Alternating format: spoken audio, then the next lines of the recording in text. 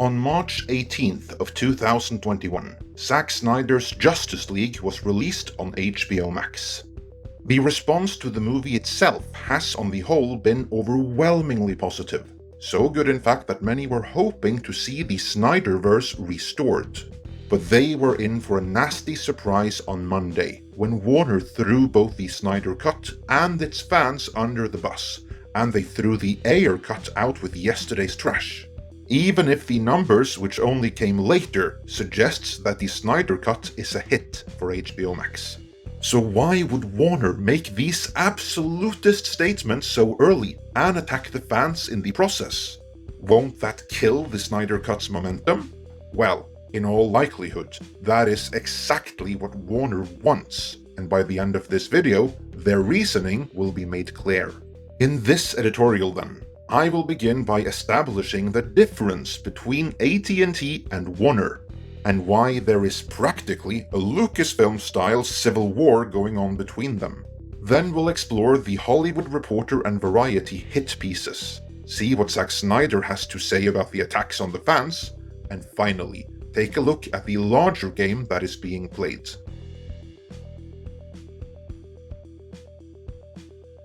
We have previously covered the, for lack of a better term, civil war within Lucasfilm. There you have Kathleen Kennedy's faction doing what from their point of view is virtuous ideologically driven work that the toxic audience stubbornly refused to take to. Therefore, Bob Iger appointed Jon Favreau to get things back on track, with the fan-favorite Disney Plus series The Mandalorian. The Favreau faction brought Star Wars back from the brink and promised an MCU-style interconnected universe of its own. Right up until the Kennedy faction pulled the rug from under all of that, when they summarily fired Gina Carano, who was to have an integral role in everything to come. The Kennedy faction did that because their goals did not align with the goals of the Favreau faction, or with the goals of Disney at large.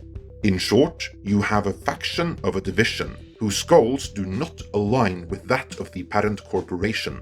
The reason I bring that up is that you have a somewhat similar situation between AT&T and Warner, with the Snyder Cut being the main point of divergence between the two. Telecommunications company AT&T acquired Time Warner in its entirety in 2018. From that point onwards, Warner Pictures, including its DC on Film wing, was under AT&T ownership, and the division was renamed into Warner Media. Here's the rub though. The only ones within original corporate owner Time Warner pushing for the acquisition were the owners, as they stood to personally gain from it. The people actually working there, regardless of at which level, were far less enthusiastic, as such corporate takeovers seldom turn out well for the employees of the company being acquired. The people in the newly renamed Warner Media found themselves working under a new management, one with a very different strategy than anyone else in Hollywood. And I do mean that quite literally, because remember, AT&T aren't of Hollywood. They are a telecommunications company, an outsider barging in on Hollywood turf. The Hollywood incumbents did not take kindly to that. Back in December, when AT&T decided to release Warner's entire 2021 slate straight to HBO Max, the industry response was so strong that the Hollywood Reporter put out a hit piece in which they quoted Christopher Nolan saying, "Some of our industry's biggest filmmakers and most important movie stars went to bed the night before thinking they were working for the greatest movie studio, and woke up to find out they were working for the worst streaming service." Opinions on HBO Max may vary, but Nolan's assertion was not without merit. There were also complaints from numerous agents and other power players who felt snubbed because AT&T had barged in on their turf, without showing the Hollywood bigwigs the respect they felt they were owed. The Hollywood incumbents who were the most perturbed by AT&T's arrival on the scene were of course the executives already working for Warner. You have to keep in mind that just because their employer suddenly got swallowed by AT&T doesn't mean the people whose entire careers have centered on the theatrical distribution model will get behind AT&T and their business model of streaming content for HBO Max just like that. As with any other corporate takeover, I wouldn't be surprised if many in Warner are resentful towards their new corporate overlord, whom they never asked to be acquired by. This then brings us to another bone of contention, namely Zack Snyder himself.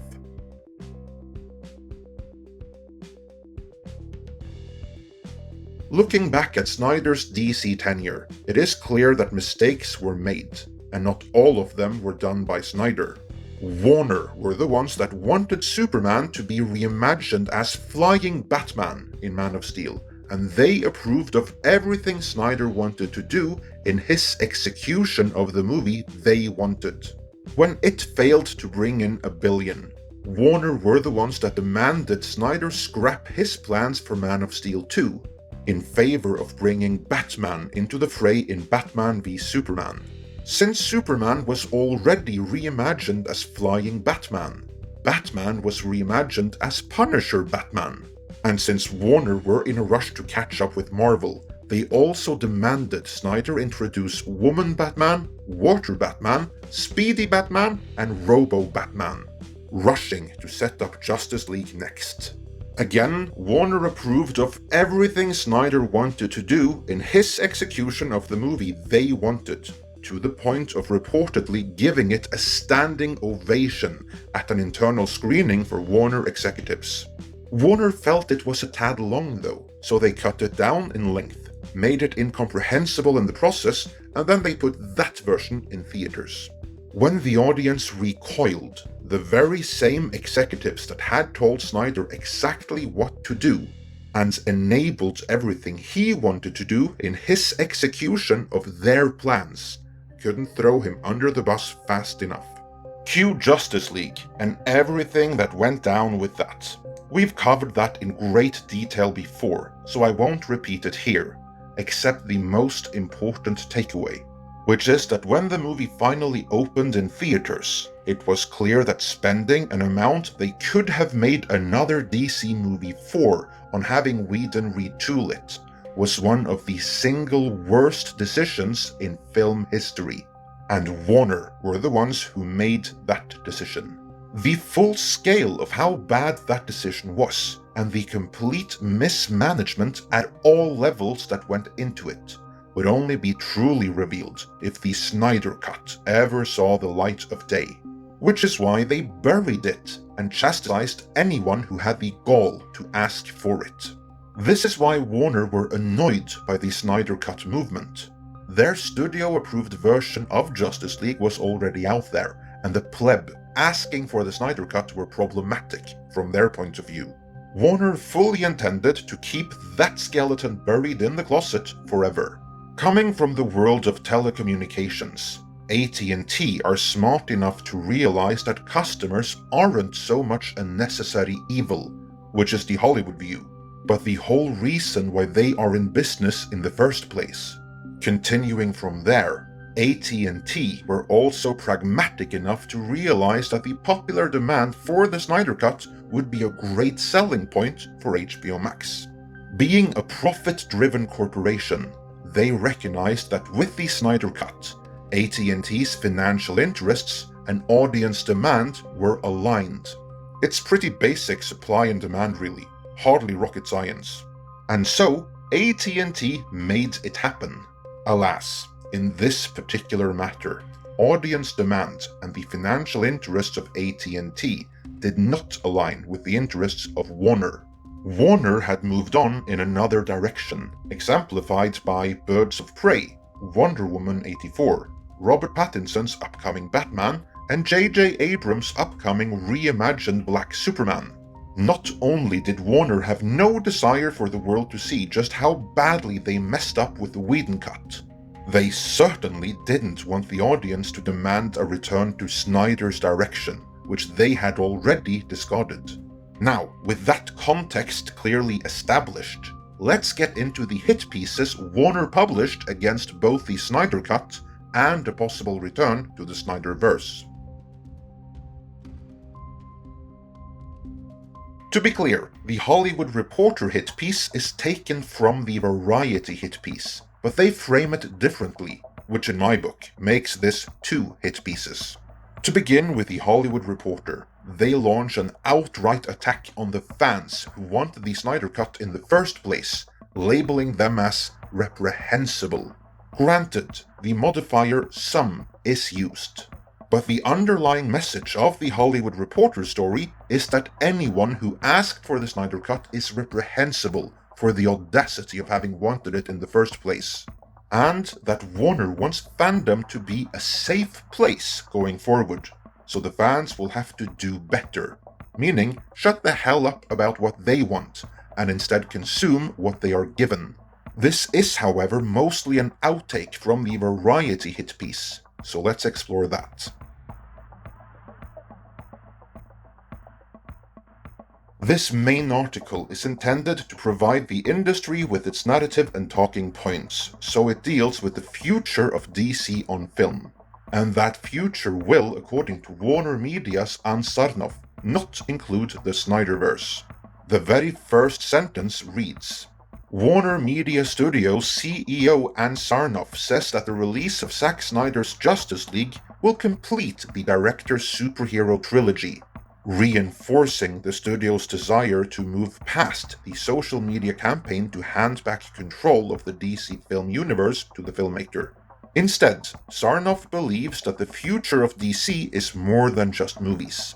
She's excited about a multi-platform future, one that sees Batman, Superman, and the Flash, and other Justice League members popping up on streaming shows, video games, television spin-offs, and big-screen outings. Marvel comparisons are made, and it is emphasized how excited she is about the more diverse creators. The piece then continues, but Sarnoff may have to deal with an unruly and emboldened fanbase, one that successfully pushed Warner Media to release a 4-hour R-rated version of Justice League, which was truer to Snyder's darker vision for the characters. As we have seen, this is simply false. Warner happily ignored the pressure from the fans, and they would have continued to do so. It was AT&T that recognized how that audience demand could be used to push HBO Max.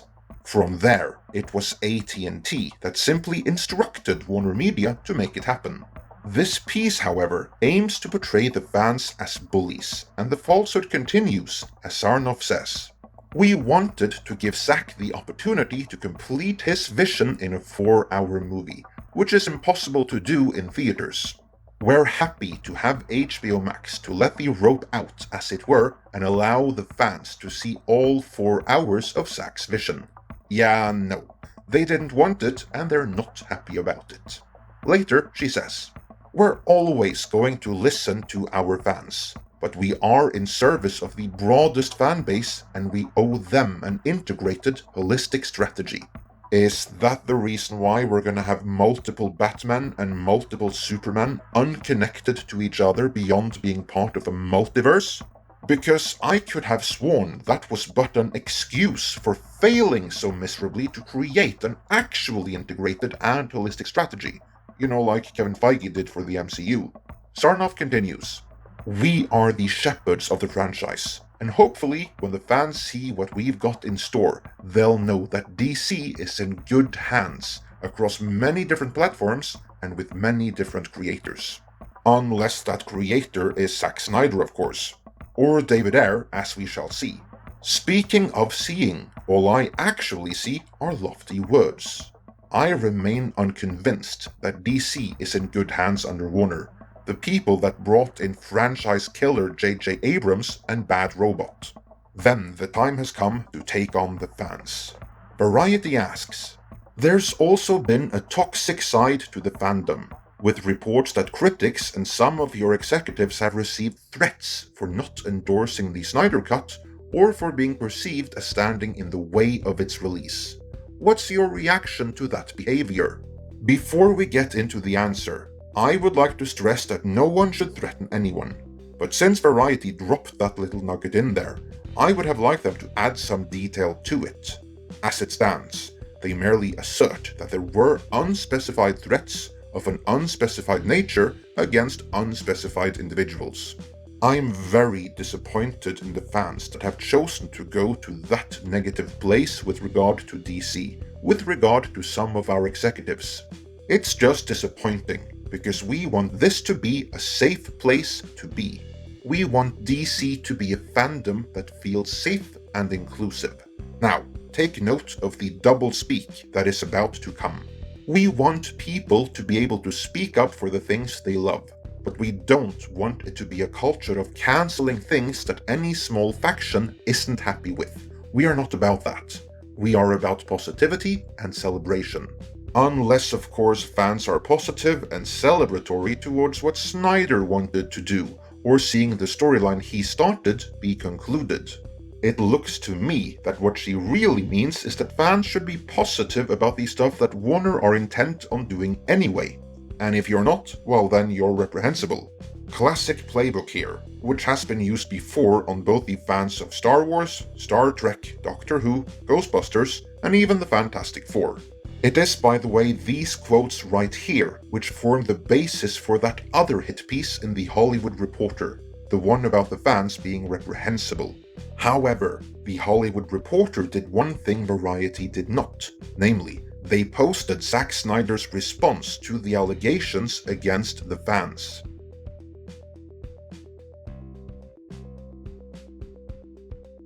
The Hollywood Reporter story reads, Snyder has likewise addressed the issue in recent months, yet has pushed back against the toxic label. It's just a bunch of BS, the director told Cinema Blend in a story published in February. In regards to that toxic fandom, or the Snyder Cut release is a win for toxic fandom. Again, in what world does this toxic fandom raise hundreds of thousands of dollars for charity? How is that toxic fandom? They've probably achieved more than any other fanbase, and done more good than any other group, so I don't understand. We know the people who were the architects of that narrative, and it's pretty obvious what their agenda is. Those are the people that I've been held back from confronting by wiser people in the room. You know what I think happened here? This is just my opinion, and I could be wrong, but I think Warner has gagged Zack Snyder, as they do not want him to clarify some comments made in regards to a certain charity stream. I think The Hollywood Reporter reached out to him to comment on the allegations against the fans published by Variety, and that he said something along the lines of, I'm prevented from commenting on the matter today, but if The Hollywood Reporter needs a quote, there's a nice one in Cinema Blend from last month that still holds true. To everyone waiting for some kind of clarification from Zack Snyder, I think this is all you're going to get at this time. This is likely his statement. And with that, let's get back to the original Variety article. Right on cue, Variety asks, the campaign for #Release the Snyder Cut has moved into a new phase. It's now #Restore the Snyderverse. What's your reaction to this new campaign? To which Sarnoff replies, I appreciate that they love Zack's work, and we are very thankful for his many contributions to DC. We're just so happy that he could bring his cut of the Justice League to life because that wasn't in the plan until about a year ago. That would be when AT&T mandated the Snyder Cut to happen. With that comes the completion of his trilogy. Take note of the fact that when Sarnoff says his trilogy, she means Man of Steel, Batman v Superman, and Justice League. What she fails to mention is that Snyder's Justice League ends on a cliffhanger and was itself the first part of a trilogy that Warner are determined never will be concluded. Sarnoff continues, we're very happy we've done this. Remember the rule of thumb, if there's a but, ignore everything before it.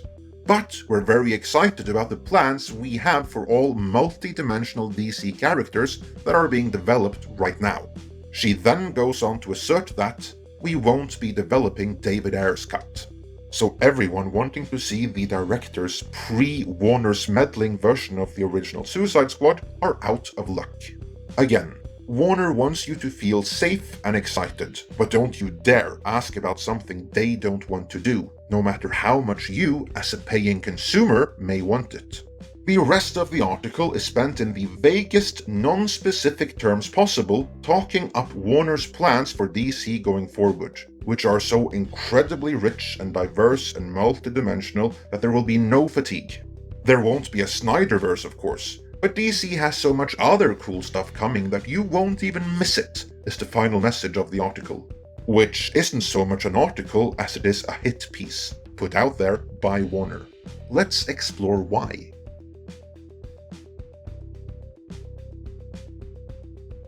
In my opinion, the ultimate purpose of this piece is to stop the momentum of the Snyder Cut on HBO Max, and I'll get into why in a moment. Take note of the fact that the Variety hit piece was published on Monday, March 22nd, meaning it was written on Sunday the 21st at the latest, but much more likely, it was written last week, before the Snyder Cut had even been released in the first place. You'll note that there are absolutely no references to how the Snyder Cut has performed here, and there are a couple of reasons for that. Obviously, it was written too soon that there even were any kind of numbers with which to assess how the Snyder Cut had performed. In other words, they had made up their minds in advance, without even considering the numbers. That tells us that from Warner Media's point of view, the Snyder Cut was always a dead end, no matter how it performed. And the Ayer Cut was always a non-starter for much the same reason. It wasn't until the day after this piece was published, March 23rd, that we got an inkling of what the numbers might have been. According to Deadline Hollywood, the Snyder Cut opened pretty big, bigger than both Marvel's WandaVision and The Falcon and the Winter Soldier, though it fell short of Wonder Woman 84.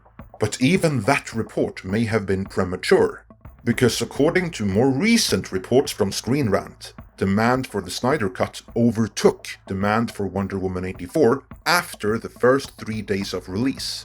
I'm also hearing it is performing exceedingly well in the numerous international territories it has been sold to. Add to that there are now indications that quite a few audiences are watching it bit by bit, in installments over several days. And it could take weeks still before we get numbers which reveal the true level of success. And yes, I do mean level of success. Many seem to be forgetting that Wonder Woman 84 was a 2-hour new release, and intended to be a wide theatrical release at that, and an expected billion-dollar grosser under normal circumstances. By contrast, the 4-hour Snyder Cut is merely a new version of the same movie that almost killed the DC brand a few years back. It is also worth noting that through foreign sales, the Snyder Cut is already profitable, because the losses suffered by the Whedon version were written off years ago. The Snyder Cut is, from a financial point of view, its own thing. Given all of that the two are even in the same ballpark is an achievement for the Snyder Cut. Our good friend and renowned insider Mikey Sutton over at Geekosity magazine has heard that AT&T's Jason Kilar reportedly is ecstatic about the Snyder Cut's numbers, and I'm inclined to believe that is accurate. If you are AT&T, there is every reason to be pleased by the response to the Snyder Cut. Warner Media, by contrast, has every reason to worry.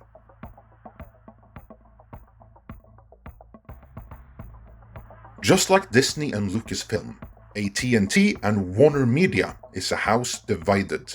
Small Screen covered this in an article published March 25th, where they describe, wouldn't you know it, two factions. According to Small Screen, AT&T and the people over at HBO Max are for the most part Team Snyderverse, in that they want to continue what was set in motion by the Snyder Cut.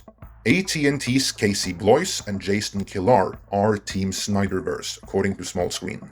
Then there's Team Hamadaverse, who are mostly the people at Warner Media. Harkening back to what I said in the beginning, these are the Hollywood incumbents who were taken over by AT&T. I have been told they hate Zack Snyder. They hate the Snyder Cut, the Snyderverse, and its fans. Birds of Prey, Wonder Woman 84 and everything J.J. Abrams has lined up is their jam. Ann Sarnoff belongs to this faction, and this hit piece in Variety is pushing their narrative. A big part of the reason behind releasing this hit piece is that AT&T is a pragmatic company that will go where the audience leads. Therefore, Ann Sarnoff and her faction needs you, the audience, to get demotivated right now and think of the Snyder Cut as a creative dead end, so that you stop watching it. Because if you don't stop watching it, if you continue watching it and continue supporting HBO Max, well then you show the powers that be that there is demand for the Snyderverse. And then AT&T just might order the Snyderverse to be restored, like they ordered the Snyder Cut into existence in the first place. Because here's the rub. No matter what Sarnoff tells Variety, the Snyderverse is not dead. Not yet. If the Snyder Cut performs well on HBO Max, nothing prevents AT&T from continuing it there, which would further undermine what Warner Media are trying to do on the big screen. To get back to that Star Wars analogy, why should anyone care about the High Republic if there is a thriving Mandoverse to steal all the thunder? That is what Warner Media is afraid of. So, what should you, as a member of the audience, do?